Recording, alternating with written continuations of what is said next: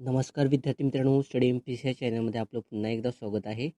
विद्यार्थी मित्रांनो, आपण येणारी कंबाईन आणि मुख्य परीक्षा राज्यसेवा या दृष्टीने आपण नदी प्रणाली संदर्भात प्रश्नोत्तरे एक खोऱ्या नदी प्रणाली संदर्भात पाहत आहोत. या अगोदर आपण कृष्णा नदी प्रणाली असेल, त्याचप्रमाणे कोकणातील ज्या नद्या आहेत त्या संदर्भात प्रश्नोत्तरांचा तास आपण या अगोदर कव्हर केलेला आहे. ती लेक्चर पाहिली नसेल तर आवर्जून पाहून घ्या. इम्पॉर्टन्स क्वेश्चन आपण त्यामध्ये कव्हर केलेले आहेत. सो या लेक्चरमध्ये आपण भीमा नदी खोऱ्या संदर्भात महत्त्वपूर्ण जे क्वेश्चन आहेत ते क्वेश्चन ॲन्सर आपण या लेक्चरमध्ये कव्हर करणार आहोत. सो विद्यार्थी मित्रांनो, भीमा नदी प्रणाली या संदर्भात जे लेक्चर आपण कव्हर केलेलं आहे त्यामध्ये भीमा नदीची संपूर्णतः माहिती आपण त्यामध्ये कव्हर केलेली आहे. त्यांच्या उपनद्यांची माहितीसुद्धा कव्हर केलेली आहे. हे सुद्धा लेक्चर पाहिलं नसेल तर पाहून घ्या. त्यामध्ये महत्त्वपूर्ण अशी परीक्षेभिमुख माहिती आपण कव्हर केलेली आहे. सो विद्यार्थी मित्रांनो, लेक्चरला सुरुवात करण्यापूर्वी जर तुम्ही स्टडी एम-पी-सी या चॅनलला नवीन असाल विद्यार्थी मित्रांनो, तर आवर्जून चॅनल सबस्क्राईब करून ठेवा आणि शेजारी बेल आयकॉन प्रेस करून नोटिफिकेशन ऑल करून ठेवा, जेणेकरून अशाच प्रकारचे नवनवीन लेक्चरचे अपडेट तुम्हाला त्वरित मिळेल. पहिला प्रश्न आहे, खालीलपैकी कोणतं विधान अयोग्य आहे ते ओळखायचं आहे आपल्याला. खालीलपैकी अयोग्य विधान ओळखा.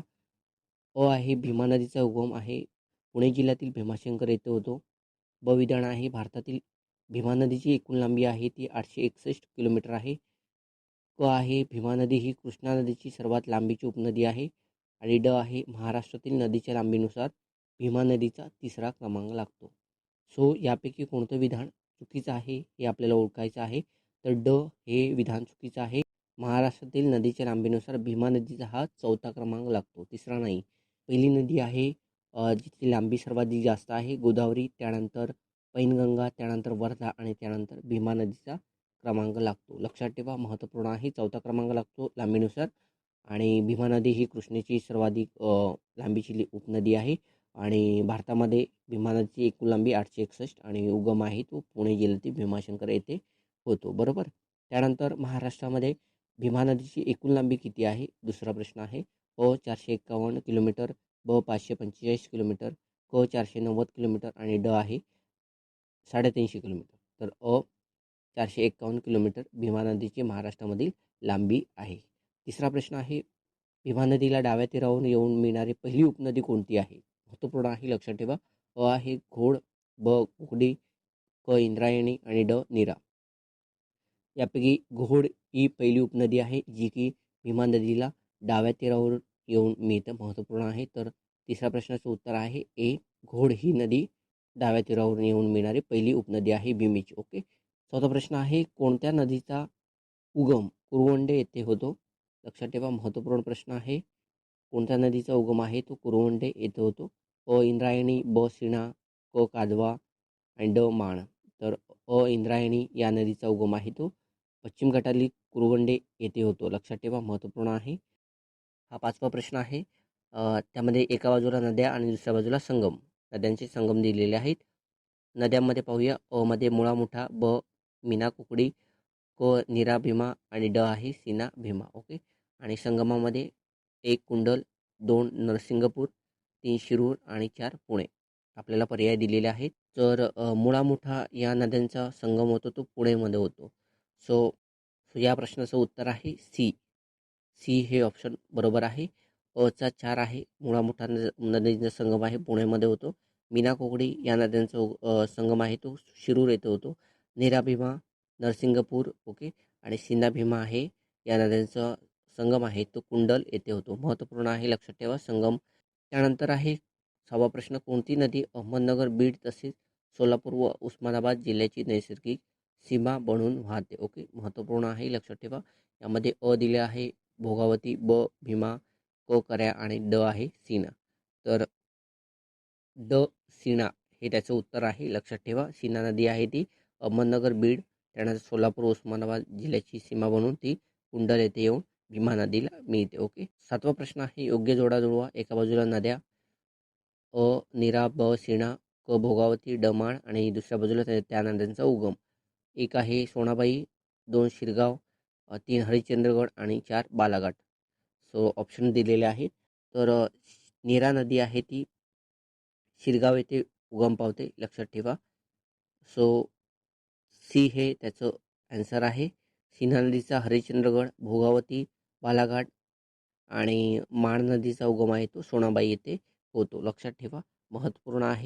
8वा प्रश्न, खालीलपैकी कोणतं विधान अयोग्य आहे? अ आहे घोड, मीना, सीना या उपनद्या भीमा नदीला डाव्या तीरावरून येऊन मिळतात. ब आहे इंद्रायणी, मुळा, मुठा, नीरा, माण या नद्या या उपनद्या भीमा नदीला उजव्या तीरावरून येऊन मिळतात.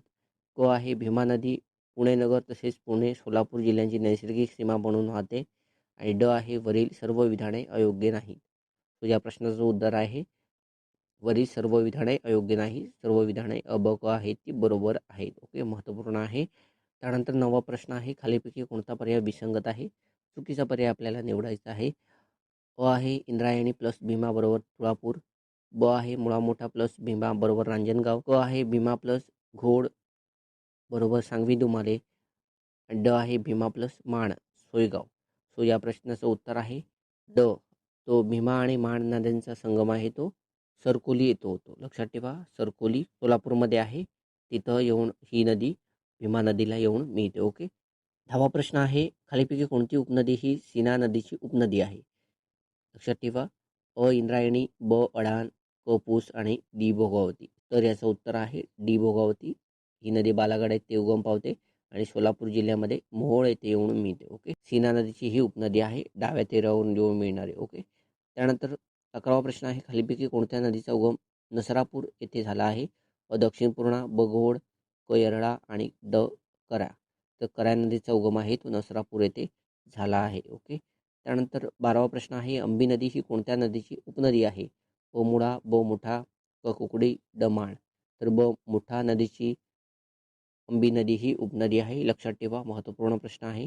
त्यानंतर 13वा प्रश्न आहे, पवना ही कोणत्या नदीची उपनदी आहे?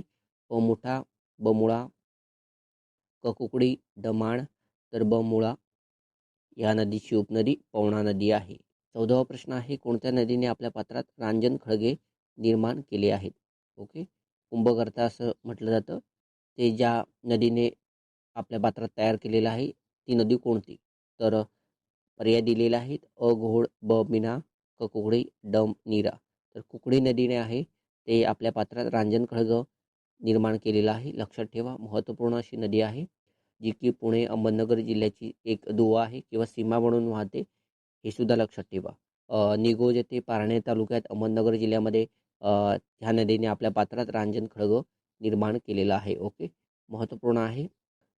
त्यानंतर 15वा प्रश्न आहे, देहू आणि आळंदी ही धार्मिक ठिकाणे कोणत्या नदीकाठी स्थित आहे?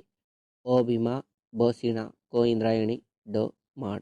तर या प्रश्नाचं उत्तर आहे इंद्रायणी काठी देहू आळंदी ही धार्मिक ठिकाणे स्थित आहे. ओके. त्यानंतर 16वा प्रश्न आहे, मुळा मुठा नदी काठी तिंबडिंब शहर स्थित आहे? अ वसई, ब बेलापूर, क पुणे आणि ड मुंबई. तर या प्रश्नाचं उत्तर आहे पुणे शहर हे मुळा मुठा नदीकाठी स्थित आहे. 17वा प्रश्न आहे, अहमदनगर डॉट डॉट नदीकाठी स्थित आहे? अ गोदावरी, ब प्रवरा, क गिरणा आणि ड सीना.